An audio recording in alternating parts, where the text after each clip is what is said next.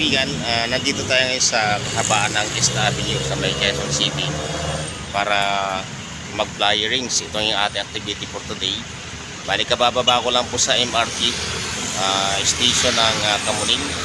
So ngayon, maglalakad tayo, lalakarin itong kahabaan ng East Avenue magmula sa EDSA papunta po sa may City Hall ng Quezon City.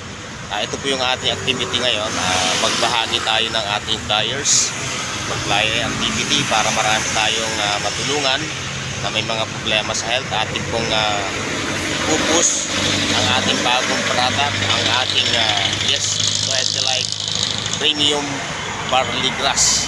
Ito po at aking bitbit po sa ngayon at ang aking flyers na ipamimigay ngayong araw na ito, ngayong hapon na ito. After duty po, ito pong aking activity to ay ginagawa talaga every time na ako ay free pagkatapos ng ating trabaho po ang aking ginagawa. Kaya ngayon, ipagpatuloy natin, nandito tayo sa East Avenue East Avenue po sa Quezon City. Ito po yung lalakarin ko hanggang doon sa papunta sa may Quezon City City Hall. So sa inyo lahat mga kaibigan, mga kapartners, have a good days.